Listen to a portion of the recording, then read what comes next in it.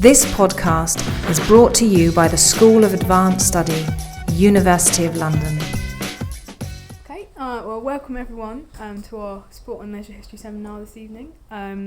So we've got two papers this evening, thinking about kind of the common theme of working class men's leisure in post-war Britain. We've got Richard Hall from the University of Cambridge, who's going to be talking to us about masculinity and belonging in Britain's working men's clubs between 1945 and 1960. Richard's doing a PhD currently at Cambridge, although I think this is more revisiting some of his earlier research. And we've also got Bleddyn Penny from the University of Swansea with us, who's also doing a PhD, and his paper this evening, I believe, is based on one chapter of his thesis, and he's going to be talking about company sport and workplace relations in the post-war steel industry.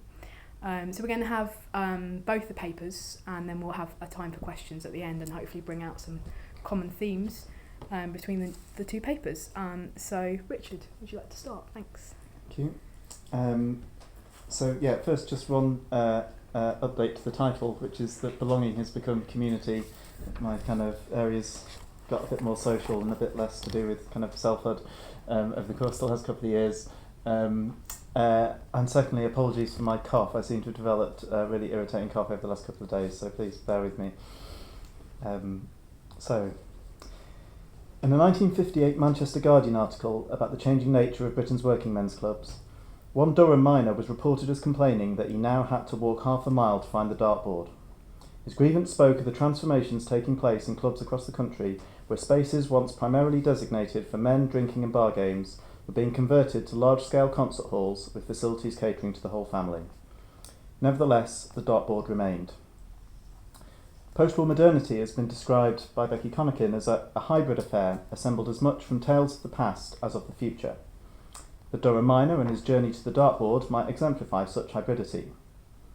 Traversing the boundaries of public and private space, working men's clubs provided alternative sites of domesticity to the home and long-standing sources of belonging for multiple generations of men. The clubs valued heritage, tradition and respect for older members while nurturing personal ambition and enterprise as such desires arose.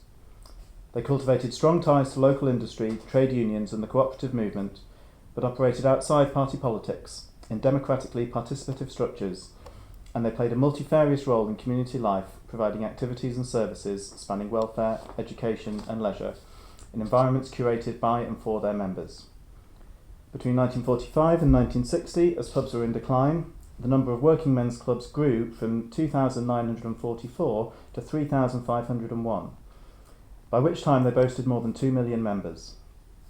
This paper describes how working class men and their families negotiated the social and cultural changes wrought by rising affluence, population movement and changes to home and work through the mechanism of associational life. And the image there, which I'll kind of return to a couple of times throughout the paper, is a kind of an attempt at just demonstrating this transition from these kind of small homosocial enclaves for kind of male-dominated drinking to much larger, kind of more inclusive spaces for concerts and shows. For the purposes of this paper, a working men's club is defined by its membership structure, subscription model and affiliation to the Working Men's Club Institute and Union, which is hereafter known as the CIU. My sources, which include the CIU published club journal, together with social studies, national newspapers and an interview with club historian Ruth Cherrington, all suggest that the vast majority of working men's clubs shared this affiliation, although I acknowledge that there were similar clubs and associations catering to similar needs, some of which we can hear about in the other paper, and some of those distinctions I bring out in the paper. In 1945, many working class men craved stability, normality and companionship after the chaos and horror of war. However, changes to their home, family and work environments during their time away meant that for some this transition was problematic. Pressure to perform normative modes of modern manhood, reliable breadwinner, considerate husband, patient father, required a process of adaptation and assimilation from the martial identity of wartime, which did not always come easily or naturally. Scholarship in this area has built upon John Tosh's notion of 19th century men's flight from domesticity, which, he argues, was born of anxiety around competing dimensions of masculine identity. Martin Francis reframes this description, arguing that after 1945, returning servicemen experienced a flight from commitment, in which they would turn to books and films about war and adventure for imaginary homosocial escape from new domestic realities. For Selina Todd, post-war working class anxieties were representative of long-standing emotional tensions around the requirement to be both family breadwinner and independent, hardy working man. However, as Lucy Delap has argued, rather than searching out tensions, it can be more useful to acknowledge co-presences of enduring components of masculinities, of commitment to family and home, of action and adventure, of risk-taking and competitiveness, of breadwinning and maturity. It had been Tosh's contention with reference to the 19th century that the public demonstration of masculinity occurs in three linked areas: home, work, and all male associations. Similarly, working men's clubs after 1945 provided male-dominated refuges for men discomforted by demobilisation and changed home and work lives, in which they had space to explore their new and multiple civilian identities. Central to this process was the familiarity of club environments, in which men would gather to socialise with childhood friends and ex-brothers in arms. One Leicester Club member, in a passage from his poem A Clubman, a Portrait, listed typical terms of endearment to illustrate interpersonal relations between members. And I quote from his poem: "He is Tom or Dick or Harry, rarely Mister, but he calls you brother, chum, mate, china, old man, old misery, frog face, or rumble tummy, with the same degree of affection that he calls you worthy member on dignified occasions." Unquote. The depiction is likely romanticised, but the sense of friendly semi-formality of club membership is corroborated by other sources and would have resonated with members' memories of wartime homosocial camaraderie. The vernacular of wartime was also central to the experience of post-war clubs, many of which chose names to include terms such as ex-servicemen or old comrades. In some cases, physical remnants of battle, such as discarded tank repair kits and air raid shelters, would be used to assemble new clubs in new neighbourhoods as men devoted labour and time to building work, carrying out decorating and plumbing themselves to save money. The redeployment of wartime artefacts as building materials demonstrates how material as well as oral cultures provided opportunities for personal and collective catharsis in the aftermath of trauma. The considerable efforts of the members betrayed a strong need for homosocial hubs in displaced post-war communities, which manifested in collectivised instrumental endeavours to achieve their aims. The informal solidarities of these member collectives were nurtured within formal organisational structures, and this blend was key to the club movement's success. Individual clubs reported to regional, area and ultimately national governing bodies, but retained considerable local autonomy, with each club's committee comprising posts of president, secretary and treasurer. Every member paid a small subscription, which was £1 a month in 1951, and became a shareholder with voting rights. In return for slightly higher subscription, men could become associate members, which gained them entry into affiliate clubs and eligibility for the CRU convalescent homes. Associate membership was held up as an important signifier of collective identity and commitment to the national movement. For example, campaigns in the club journal encouraged men to be a union clubman, not just a member of a club. Not all members would become associates, but there is evidence that many felt proud to belong to a national as well as local community. CRU ties and pin badges would be worn, awards for long service were common, and it was reported in Huddersfield that most men would occupy a committee post at some stage of their tenure. The mixture of local and national identity, informality and infrastructure held appeal for men with recent memories of military service. In order to assess the purchase of this appeal, I want to briefly dwell on the club's relation firstly to corporation or works clubs, and then to pubs. Works clubs, as I'm sure we'll be hearing shortly, had become significant social hubs during the interwar period, as the first wave of communities followed new industries from urban estates to out-of-town estates. Like working men's clubs, they also offered opportunities for social bonding with colleagues outside the workplace, via a variety of recreational and educational activities, as well as social events. As Brad Bevan has noted, they also provided company-controlled environments in which employers could observe workers' use of their increasing amount of leisure time. However, this could lead to arguments between employers and workers over the supervision of non-work activities. In working men's clubs, however, such tensions could be avoided because every aspect of club life was determined by the members, with minimal intervention from the CRU head office. Steve Crew has pointed out that after the Second World War, so-called management paternalism receded in the works clubs, as workers would be encouraged to set up their own teams and societies. However, he concedes that even in such circumstances, the viability of groups depended on their coinciding with the interests of the management, who would also provide funding and logistics. Now, it does not necessarily follow that workers might have chosen instead to become members of their local working men's club in order to have greater autonomy over their leisure, and it is likely that some were members of both types of club. However, working men's clubs certainly appeared to thrive in communities around new industries, particularly car manufacturing after 1945, alongside the more traditional areas around the kind of industrial heartlands of South Wales and the North East. By 1959, the Club Journal also reported 29 different regional and national trophies for sports and games, which can be seen as equivalent to Works Club offerings, including football, snooker, angling, quiz, dancing, bowls, and horticulture. The most keenly felt institutional distinction, however, was between club and pub. Although routinely grouped together in histories of working class leisure, they differed in several fundamental aspects. And while the number of clubs increased by more than 500 during the years in 1945 to 1960, a similar period saw 30,000 pubs close their doors. In explaining this pattern, it is instructive to consider the legislative statuses and cultural environments of the clubs, which combine to appeal to both members' need for agency and community and the CRU's political agenda. For example, unlike the commercially owned pubs, clubs existed largely beyond the radar of state interference due to their status as private venues to which only members and guests could be admitted.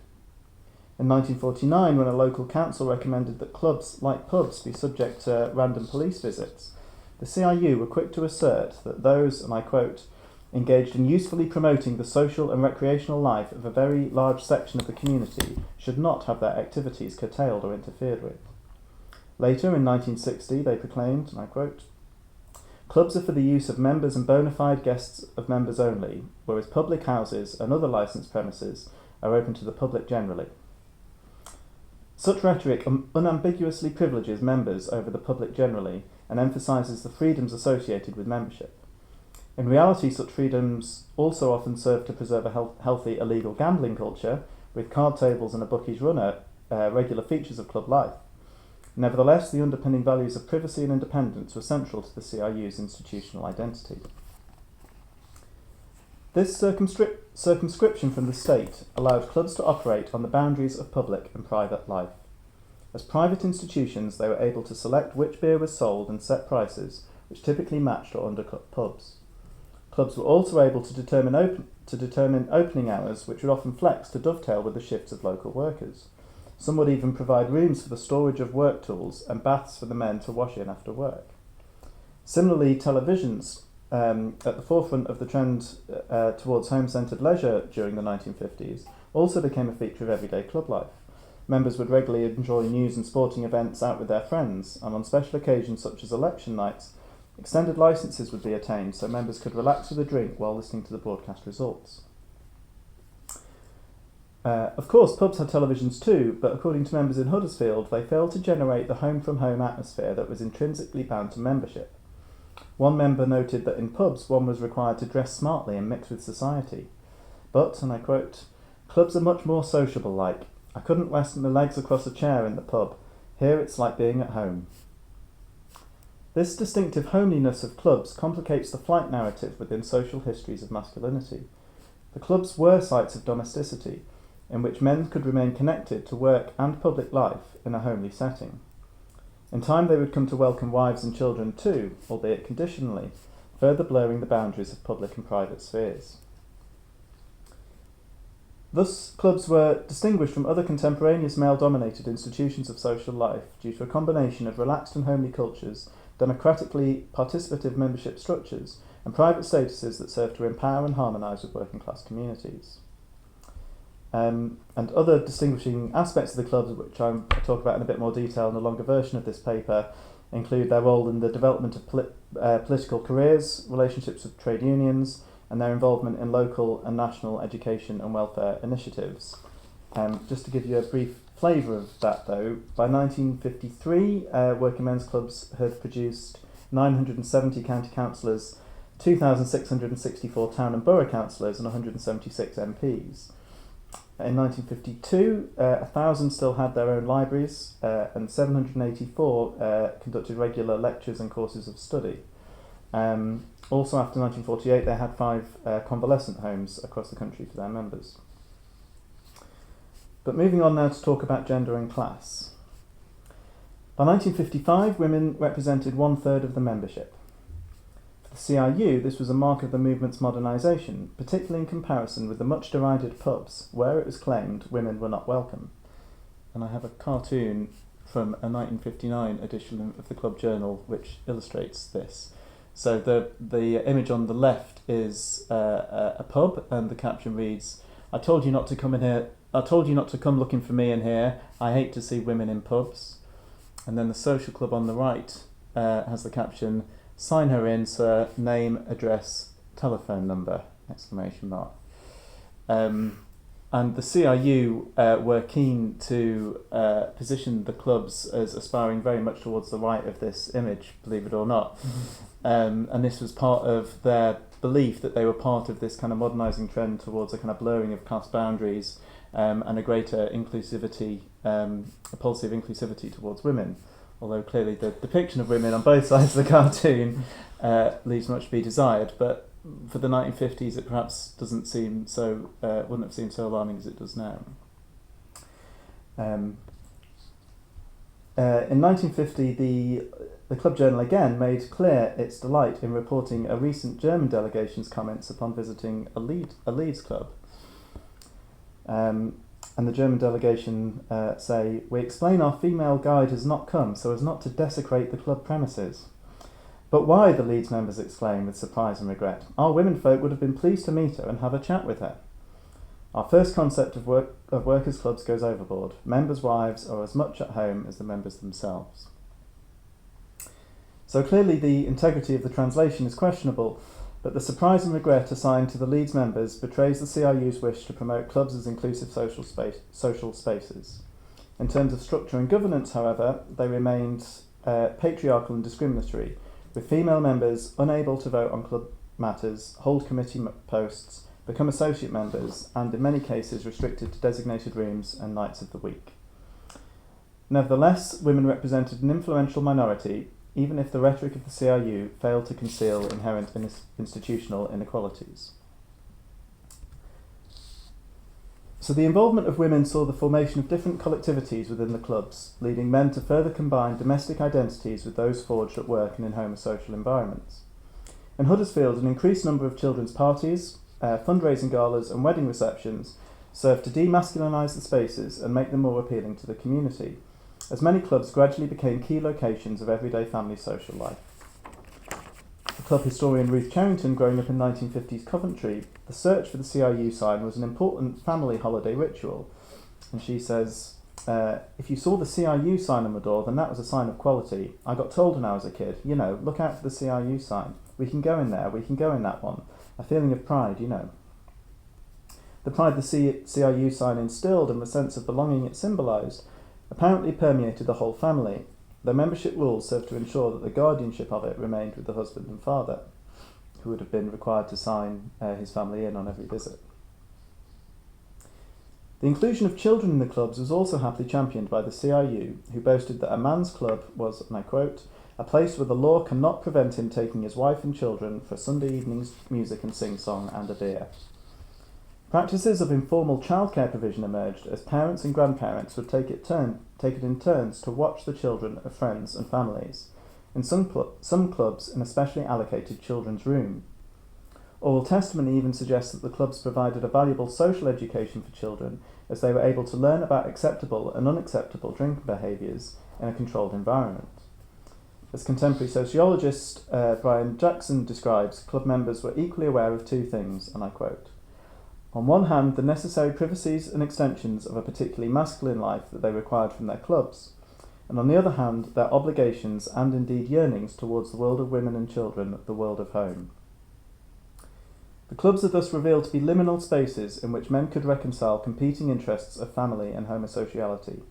They facilitated workable resolutions for men who could locate their domestic selves in communal environments in which they felt at ease. Excuse me. The emergence of working men's clubs as sites of family leisure coincided with structural changes in society such as improved housing and increased time for leisure, which created more space for family activities among large numbers of working class people. Just bear with me a second.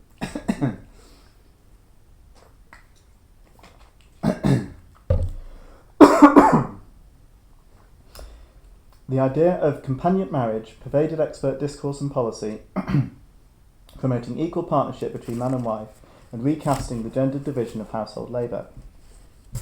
Accordingly, evidence that men were spending more time in the home and less out socialising with friends included a surge in masculinised home-based leisure activities. I knew I was going to get so far.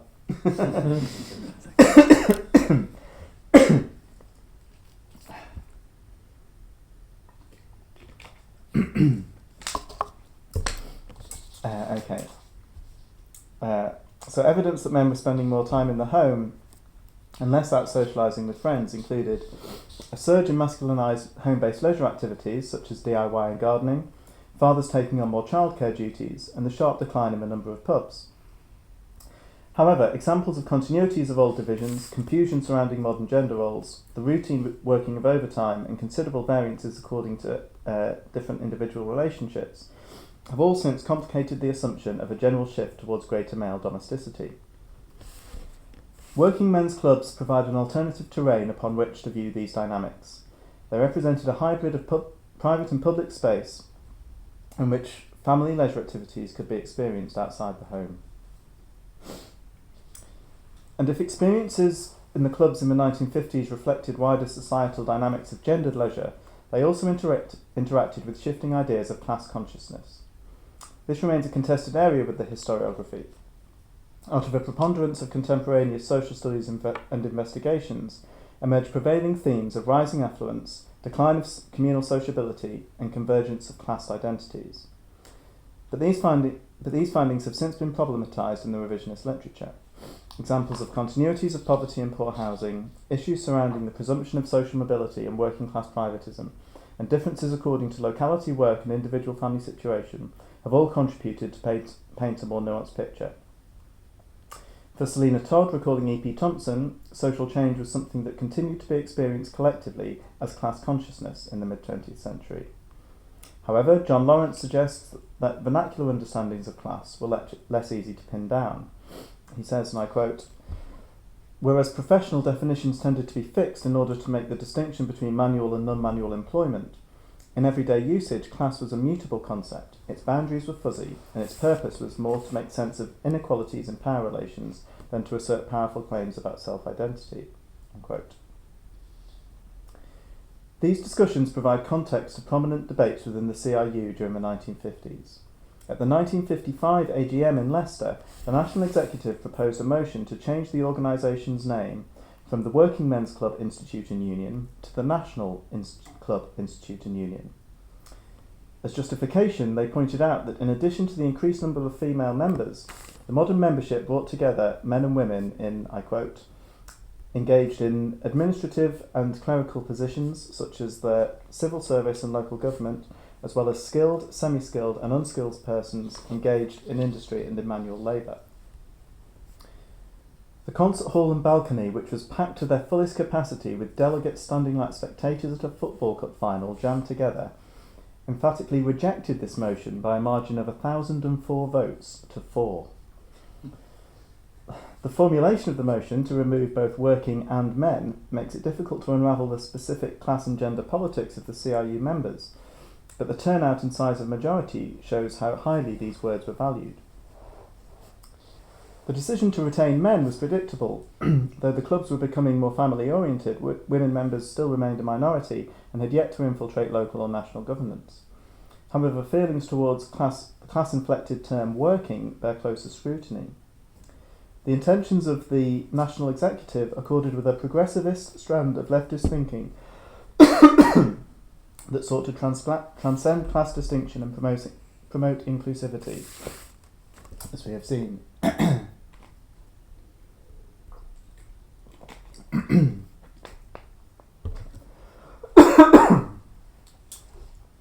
They failed in this endeavour, though, because they misjudged the salience of working to the very factions of the electorate they were trying to appease.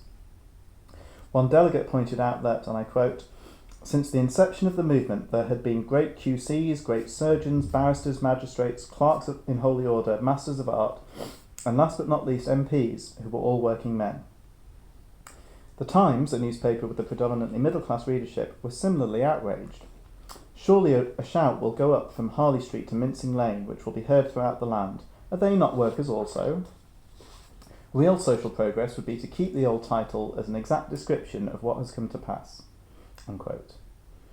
It is also likely that understandings of the term working men varied according to region. For example, while in Featherstone membership extended beyond workers to include colliery deputies, it was noted that elsewhere in Yorkshire separate officials' clubs were the norm. Such patterns may have grown organically and are not necessarily measures of either modernising inclusivity or entrenched class division in particular localities. However, the scale of support for the retention of working men is a striking rejection of the removal of themes of labour and gender to the individual and collective identities of members. It also serves to highlight the close relation between club matters and prominent contemporary social political discourse. So moving towards the end of the 1950s now, and cultural continuities and the impact of commercial entertainment. Towards the end of the 50s, the clubs became increasingly associated with mass entertainment, concerts and shows. Although sing-songs, variety acts and gambling had been long-standing features of club life, they had never before catered to such large audiences, and it was these post-war manifestations that completed the club's passage from small, male-dominated spaces for drinking, games and conversation to sophisticated leisure venues catering to hundreds of people at a time. Games of housey, or bingo, were aimed at women at least as much as men, which were aimed at women at least as much as men, combined with a plethora of variety acts, singers and comedians to deliver entertainment to a receptive public. The club circuit provided artists such as Tom Jones, Vera Lynn and others with an alternative means of reaching live audiences in large numbers, as music halls and theatres declined in popularity. By 1958, of the 8 working men's clubs in the mining village of Stainforth near Doncaster, which had a population of 6,000, the largest had concert facilities to seat an audience of 800 people. Nor was it only clubs in established areas of heavy industry that prospered. While existing clubs ploughed escalating bar profits into lavish extensions, clubs servicing workers in the new industries were set up as bespoke entertainment venues from the outset. The material and spatial transformations from the 1940s were considerable. Cloakrooms, sun lounges, powder rooms were among the new additions, alongside headline-grabbing expensive purchases such as organs, lighting rigs, and lavish new wallpaper and carpets. While clubs would adapt to these changes at different rates, the more successful were characterised by an acute business acumen on behalf of their committee members. Pat Ayres has described the acquisitive formulations of late 1950s masculine identity that branded teenage Liverpudlians who spent their pocket money and wages on clothes, records and guitars in order to emulate their new popular music heroes. A comparison might be drawn with older working class men who, in the clubs, were keen to explore a modern materialistic exposition of manhood within the burgeoning entertainment economy. In this sense, the resourcefulness of the clubmen of 1945, who had used remnants of war to build safe havens of homosocial camaraderie, had been transposed into business-savvy entrepreneurship as clubs competed for local market share. This new marketisation of the clubs ran contrary to the type of culture reported in Huddersfield, serving once again to reveal subtle cultural difference even within regions. Their club life tended to be based on personality and precedent, where club officers were not concerned with breaking new ground, but with preserving and strengthening. Unsurprisingly, while Huddersfield clubs did have concert secretaries, their remit was not as expansive as those in South Yorkshire, where a club had been known to fly a star over from America or pay more than the London Palladium. For those clubs that did embrace the new entertainment revolution, committees would deploy strategies to appease different strands of membership. The bar area might continue to host homosocial drinking and small-scale games such as cards and dominoes, while the concert halls would cater to women and families for use only at weekends. The incongruences created by these new spaces were not lost on older regulars, who in some clubs were reported to be seen huddling in corners, gazing in bewilderment into the vast empty space of the concert hall on non-concert nights. The Daily Mirror's 1958 cloth-capped night spots headline encapsulated the convergence of old and new. I don't know if you can quite see, but there's a brilliant picture of the old men in cloth caps on the front row gazing in sort of bewilderment at the new entertainment that has come to play an increasingly prominent part in their clubs. But continuities of community and collective endeavour were central to the club's success in this period. They retained a steady commitment to cooperative ownership, membership subscriptions remained affordable, and club management continued to be the responsibility of elected committee members. In the same way that this had distinguished them as institutions of social and welfare provision from pubs and works clubs, these values now serve to set them apart as concert venues from music halls and theatres.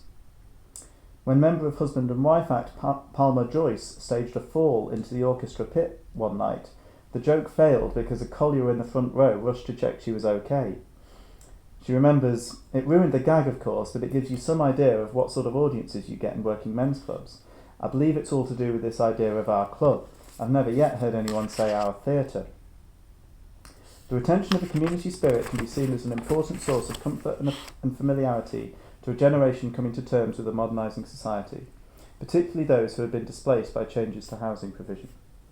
The clubs provided workable means to reconcile the affairs of past and present in communities that accommodated intergenerational transmission of cultural traditions alongside modernising leisure practices. And so to conclude,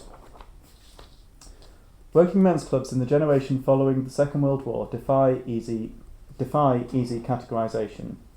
They provided members with empowering structures and collectivities through which they could interact with local and national political communities, access education and welfare support, and shape their social lives.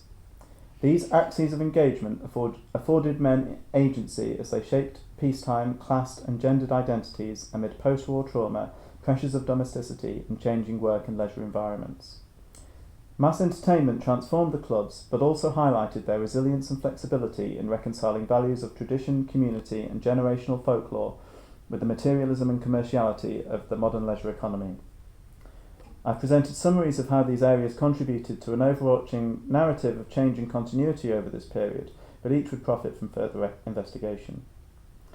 Peter Burke has suggested that culturally hybrid moments are best described in terms of appropriation and accommodation, because such words reflect the agency and creativity of the actors involved.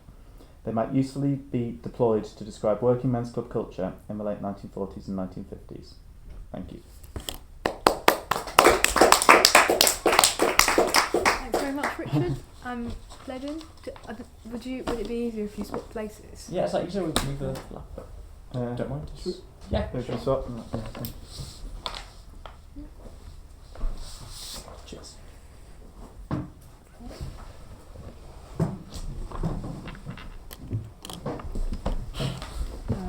The menu's disappeared. Why, there's something wrong. Oh.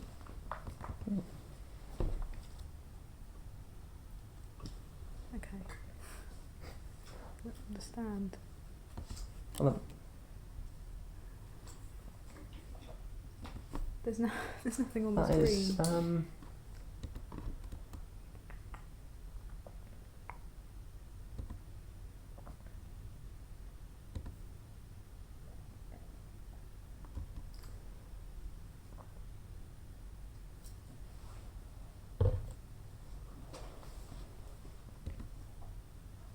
No. Can you see the mouse on the TV there, or no? You do sometimes, perhaps thinks it's on a different screen, you might have to move the mouse.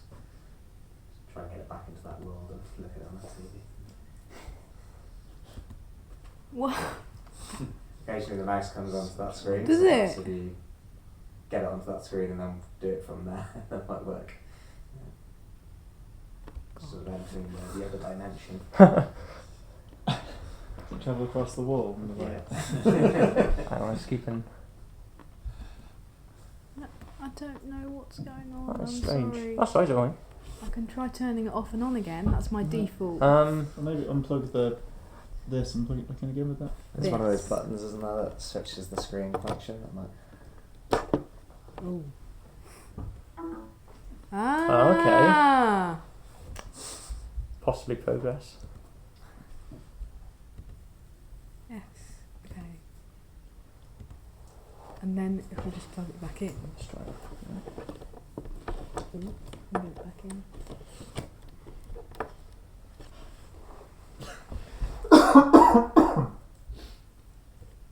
Hey, Oh, awesome. That's- Okay. excellent. So sorry about that. That's all right, no worries. Oh, and also sorry. I forgot to pass around the register at the beginning. Would you mind just writing your names down? And sorry about that, Bleddyn. So please start your paper whenever you're ready. Thank you. Good evening, everyone. I hope this paper should complement Richard's quite nicely, actually, because works clubs, in a way, sort of commanded a very similar function. They had a similar purpose, and yet they occupied quite a different ideological terrain then. So I think there's quite a few points of continuity, but also a few differences as well.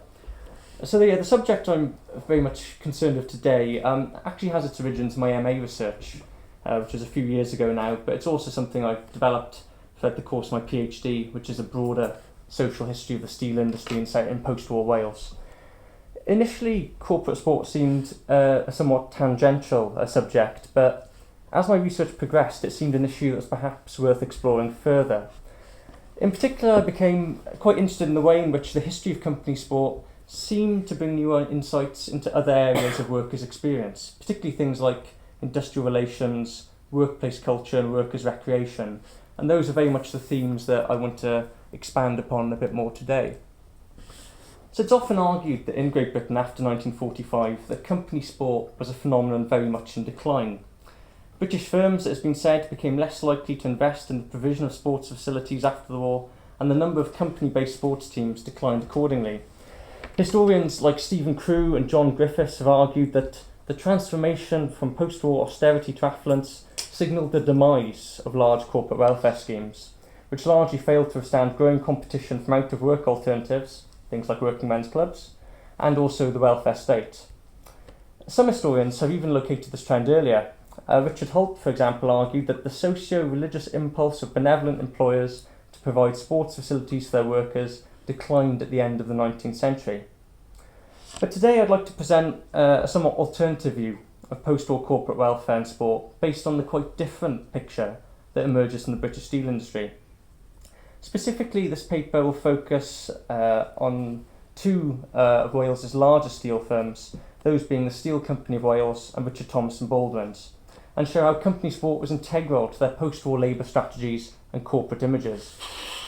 During the 2 decades following the Second World War, both firms invested heavily in sporting facilities for employees and actively sought to promote employee involvement in work-based sport.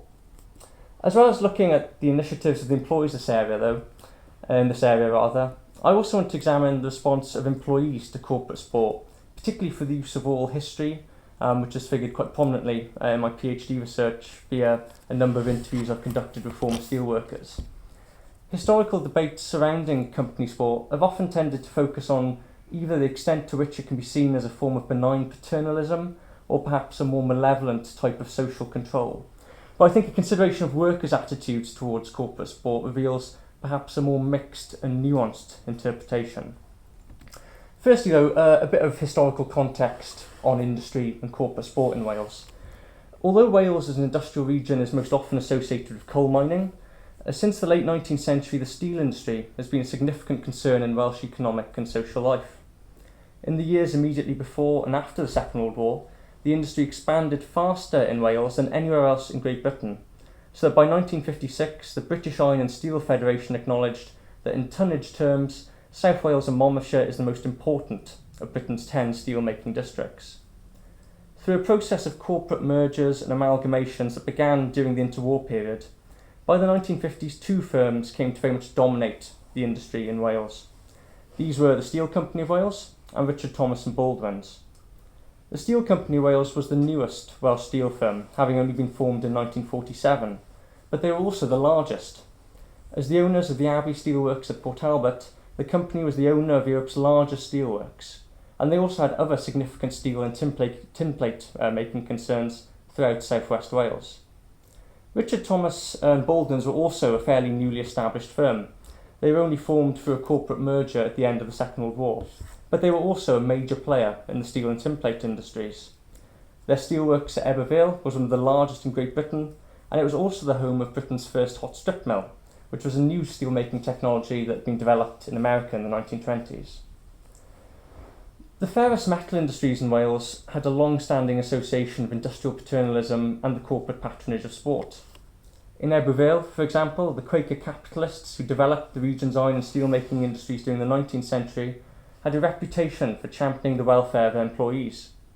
One local historian argued that the religious beliefs of the Ebervale and Beaufort employers accounted for their genuinely patriarchal attitude to their workpeople. They were kindlier, he said, than the Crawshays of Cyfarthfa or the Baileys of Nanty Glo, nearby towns. Within this traditional understanding of industrial paternalism, sport was construed as a morally virtuous and physically enriching pursuit for employees, and also, of course, a welcomed alternative from less savoury recreational pursuits, such as drinking and gambling. It's perhaps not surprising then that the Welsh steel and iron masters were amongst the most proactive of the region's employers in promoting company sport.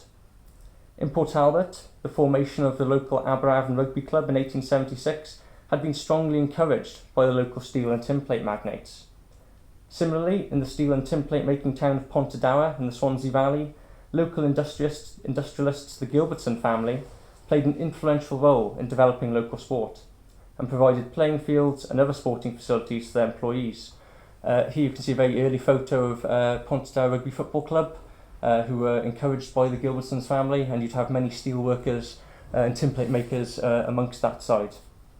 By the end of the First World War, steel firms had even developed their own teams. The Port Talbot Steelworks, for example, by 1914 could boast several works-based rugby and cricket teams, as well as its own football side. Moving along to the post-war era now, this legacy of industrial paternalism seems something that contemporaries were keen to celebrate. In 1960, the chairman of Richard Thomas and Baldwin's, Mr. E.H. Lever, proudly noted that Ebervale is unique in industrial relations and that we have a large integrated plant that has not lost any of that tradition that has grown up in the steel industry, that there is, he said, almost a paternal relationship between management and employees. Although, as I stated, there was a clear precedent of work-based sport provision in the Welsh steel industry, after the Second World War, two steel firms set out to drastically expand sporting provision for their workers and invested heavily in new sport facilities and introduced initiatives that really far outstretched any of the efforts of their predecessors. During this time, the Steel Company of Wales and Richard Thomas and Baldwin's took the step of creating new organisations to coordinate and deliver employee sport.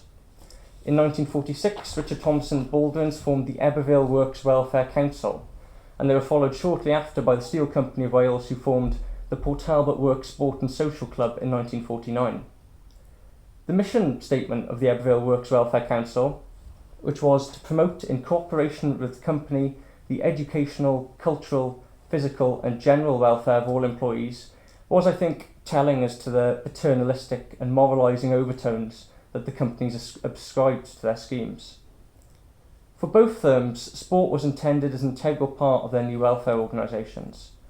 Of the three sections that made up Richard Thomas and Baldwin's Works Welfare Council, one was specifically devoted to sports and social, and this was also by far the largest.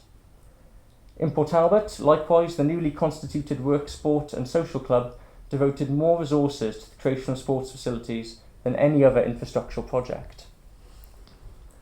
The crowning effort of what the Steel Company of Wales did in Port Talbot was its new Works Clubhouse, which was formally unveiled in November 1952. Intended as a centre for works-based sport and a hub for social gatherings, the club is today still the base for the Port Talbot Steelworks main sports sites. At the time of its opening, however, the club was seen as one of the most ambitious projects of its kind. In its glowing appraisal of the clubhouse, the Western Mail described it as, and I quote, "the best equipped, most up-to-date sports club built in Britain since the war," and it noted its extensive sports facilities, which included playing fields, first-class tennis courts and bowling greens, as well as recreational areas, a large ultra-modern bar with a kitchen. The South Wales Evening Post concurred, and it described it as a magnificent new pavilion comparable to anything of the kind. Similar developments took place at the Ebervale Works, and Richard Thomas and Baldwin's created their own Works Club and Institute, as pictured here, with the bowling green, I think, in front, in 1950. As a result of this club's completion, one commentator argued that the plant's sporting organisation grew grew to probably the largest in any steelworks in the country. Indeed, the amount of sports accommodated in the plant's new club and institute and its surrounding playing fields is truly staggering. They included sports teams and societies for rugby, soccer, tennis, badminton, sailing, angling, golf, target bowls, it goes on, snooker, billiards, darts, nine-pin bowling, archery, chess and shooting. It's fair to say it's quite a comprehensive provision there. Of course, the provision of these facilities came at considerable cost to the companies involved. The initial cost of the Steel Company of Wales's new Port Talbot clubhouse was over £70,000 in 1940s money, and the firm continued to invest in extensions and renovations over the following decade. In total then, the amount sanctioned on the clubhouse's development was over £100,000 by 1962. In Ebervale, Richard Thomas and Baldwin's were also alleged to have spent a considerable sum on the provision of employee sport and leisure, with £110,000 spent on the development of new sports facilities in 1953, just that year alone. This renewed commitment to company sport on the part of Welsh steel firms seems to contradict much of the historical literature on the subject. Working class affluence, the multiplying choice of leisure activities available outside the workplace, and the advent of the welfare state have all been cited as signalling the death of work-based recreation. In certain industries this was undoubtedly the case, but I think the renewed commitment shown to corporate sport by the proprietors of South Wales' steelworks necessitates some revision of the totality of this narrative. But why then were Welsh steel firms seemingly bucking this trend in corporate welfare? I think it's certainly fair to say that their intentions in providing these facilities were not entirely benign. Indeed, it has been widely recognised that corporate sport and leisure could constitute an important tool in firms' industrial relations strategies. In her overview of welfare capitalism in interwar America, Elizabeth Phones-Wolfe summarised the aims of corporate welfare advocates, arguing that industrial recreation proponents urged that plant-based activities built up esprit de corps, improved health and contributed to better relations between employees and management, whilst also increasing efficiency and reducing absenteeism. In 19th century Wales, Martin Johns has also noted the somewhat Machiavellian motivations of industrialists in providing sporting facilities for their workers. Paternal industrialists, he argues, were happy to patronise rugby for the working classes. They saw it as a way of keeping their workforces happy and distracted from less morally uplifting pursuits and possibly political activities too. One historian has even argued that the primary aim of the corporate welfare scheme initiated by the Lever brothers at their Port Sunlight works was the desire on the part of that firm to defeat trade unionism. It seems highly unlikely, though, that the post-war proprietors of the Welsh steel industry viewed corporate leisure as a means to eradicate trade unionism entirely, but nonetheless these schemes could still serve other industrial relations purposes. Rather than defeating trade unionism outright, the purpose of corporate leisure, and sport in particular, was primarily to foster a benign image of the company and thus inculcate placid and fairly harmonious workplace relations. This much was often actually openly acknowledged in contemporary press reports and by steelworks managers themselves. The opening of the Ebervale Works Club and Institute, for example, was described by one newspaper as a symbol of comradeship in an article that was titled "Where Welfare Holds the Key to Prosperity." Similar rhetorical tropes were deployed by work senior staff during unofficial unveiling ceremonies, with managers and union officials alike avowing their commitment to corporate leisure's cooperative principles. Yes, and there's another example there from one of the many athletic events held at Port Talbot. But during the unveiling of the Ebervale Works Clubhouse, for example, the Ebervale Works education officer, who also happened to be a trade union official, made this link between welfare capitalism and industrial relations plainly clear. He said that acceptance of mutual interest in industry is, I believe, the basis of present-day management's approach to industrial relations, and it is towards the establishing of this necessary spirit of cooperation that the development of industrial welfare must be aimed at. Similar motivations were also apparent at the Port Talbot Steelworks. At the formal unveiling of that works' new clubhouse in 1952, a local manager told the Western Mail that the clubhouse, quote, indicates the good feeling and mutual affection which exists between the company and their employees. 2 decades later, corporate sport was still being advocated at that plant, in particular as promoting the values of industrial cooperation and conciliation. Speaking at the South Wales finals of the British Steel Corporation's Interworks Departmental Sports Tournament, Dr. D.P. Roderick, who is a director of the Port Talbot Works, told the assembled competitors and managers that functions such as today can help all of us in the British Steel Corporation build up an allegiance from which can emerge a successful enterprise. He went on to elaborate that the joining together of people in such events as we've all enjoyed surely must lead to harmony, not only on the field of sport, but also in the place of work. The managers of Welsh Steelworks then continued to promote corporate sport as a means of promoting cooperation and harmony in the workplace. But in this respect, work-based sport was seen as engendering a wider sense of cultural affiliation and association with work. One historian has argued that watching and playing sports involved identifying with a range of identities associated with place, whether of the street, town, country, region or nation. And in this way I'd argue sport could also be used as a means of fostering a corporate identity and of course in turn loyalty amongst employees. In this respect it's perhaps interesting to note that the managers of Welsh Steelworks tried to maximise participation in work-based sport, not only by encouraging their own employees to take part, but also their families and the wider community. This is a notice that was placed in the Port Talbot Steelworks in-house newspaper, The Dragon, from 1952, and it noted that there are to be more departmental sports competitions this year, and it should be the aim of every member of each department, from the manager to the youngest boy, to see that his department equips itself well. There is still time for those individuals and departments who have not yet entered to do so now, and this is the opportunity for many athletes who have hesitated in the past to line up with the champions to show what they can do. It was clearly hoped then that work sport would have mass appeal amongst employees. Sporting events and activities, however, were also intended to have a wider reach, and they assumed a central position within the wider Steelworks community. Arguably nowhere was this more apparent than on Steelworks Gala or Sports Days, which were the main events in the plant's social calendar. An annual sports day at the Port Talbot Steelworks in 1950 attracted a crowd of 10,000 people, and this was at a time when the work's own workforce only numbered about 5,000. A similar event in the 1960s had an explicitly family-orientated theme, with events including horticultural, cooking, bowling, cricket and cycling competitions, as well as displays of weightlifting, gymnastics, fireworks and judo.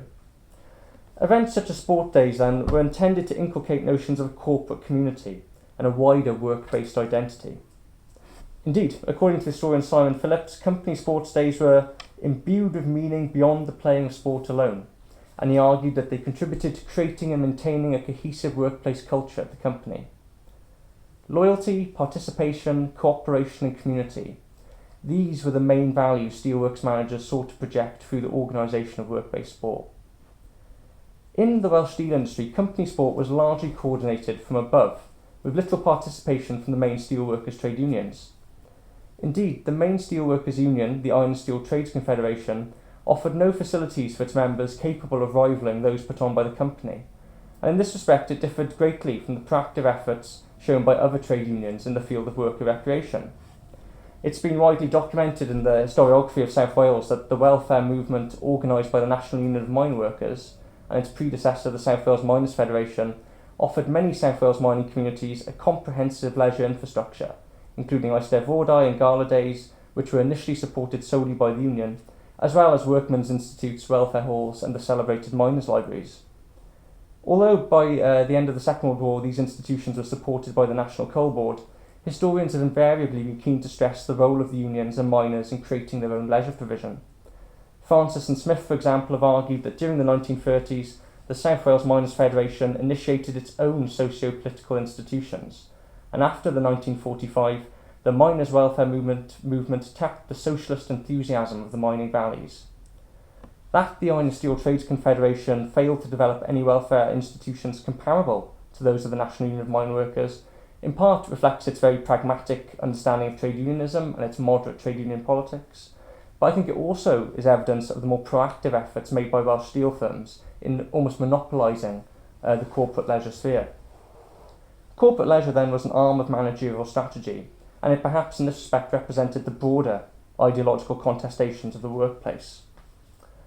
But it's important to note that just because managers saw company sport as part of their wider labour strategy doesn't necessarily mean that workers understood it in this way.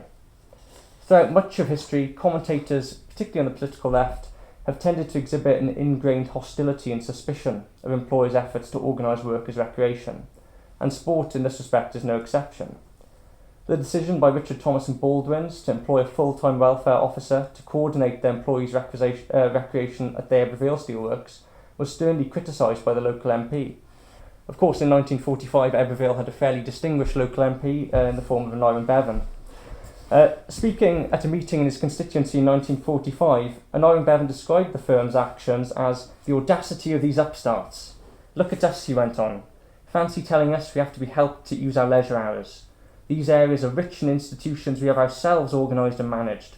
There is no job worth doing that we do not do ourselves. We do not want any patronage, he said.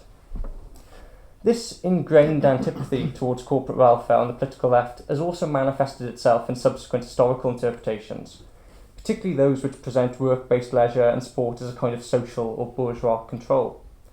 Noel Whiteside, for example, has argued that organised labour traditionally viewed with some suspicion those private systems sponsored by some employers which aim to increase workers' loyalty to the firm. Brad Bevan depicts a similar image of worker antipathy towards corporate welfare, arguing that the tight control that management attempted to exert on the company's provision of workers' leisure was largely met with indifference from the shop floor and in some cases outright hostility. But steelworkers' own understandings of corporate welfare often display quite a different emphasis from this politicised interpretation that we get from politicians and some latter historians. In response to Bevan's attack on Richard Thomas and Baldwin's, the local newspaper, the South Wales Argus, actually printed a number of responses from readers who were wholly supportive of the scheme. One wrote, "I think it is time someone took an interest in the welfare of the people, and I agree with Richard Thomas and Baldwin's Limited for doing so." Writing in support of this letter, another writer argued that it is high time someone helped in the sport in Abervale. Employees themselves were often similarly supportive of the company's schemes. One told me that RTB, Richard Thomas and Baldwin's, was a fabulous company to work for. They looked after everyone's welfare, he said. When you joined the company, you had to join the club and institute, and there was rugby, cricket, football, golf, sailing, model engineering, you name it. If somebody wanted to do it, RTB would put some money into it. They were very good, he concluded.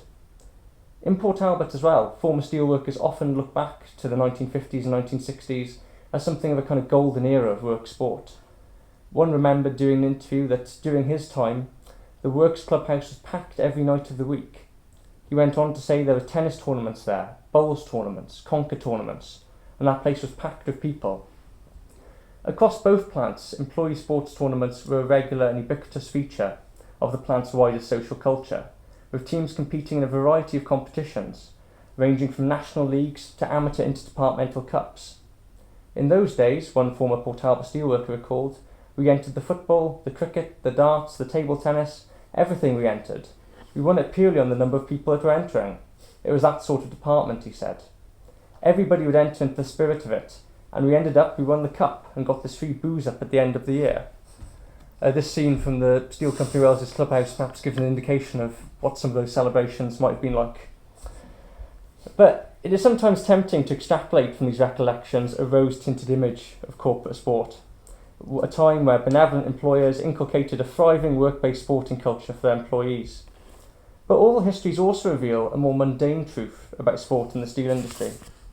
Whilst most steel workers displayed no hostility towards employers' efforts in this area, many were simply ambivalent. A former crane driver at the plant remembered, they did have interdepartmental tournaments, but the cold mill, his section, never bothered entering, never had a team. Even fewer steelworkers recorded frequently using the sporting facilities available at the Works clubhouse. A Port Talbot Works fitter recalled, I didn't use their facilities all that much, he said, occasionally for a special occasion, but not a lot. In this respect, Works club membership figures can be a notoriously unreliable indicator of actual participation. In a confidential memo to the Works general manager, the Port Talbot club secretary admitted in 1962 that of the 10,800 ordinary members of the club, perhaps 9,000 make no use of the club's facilities whatsoever. The reasons cited by steelworkers for their lack of involvement in work sport were rarely political though. Indeed, often they were rather mundane. Many Port Talbot steelworkers remembered that the clubhouse was too far away or was otherwise inconvenient to their pattern of out-of-work life. Sporting affiliation and loyalty to one's team was also deep-rooted and based in long-standing ties of community and family that were not easily displaced. even if, as was often the case, the company's facilities were of a higher standard than the local institutions. Despite describing himself as football mad, one steelworker I interviewed made no use of the works sports facilities whatsoever. He said, "I have always been Margam United, a local side," showing that for individual steelworkers, sport was often primarily associated with aspects of their lives that were largely unrelated to work. By the way of a very brief sort of one-line conclusion then, I think it's these personal perspectives and narratives that have often been lacking for much of the history of corporate sport, but nonetheless they seem crucially important if we are to fully assess its role and significance in industrial relations, occupational culture, and the wider sphere of working class leisure. Thank you.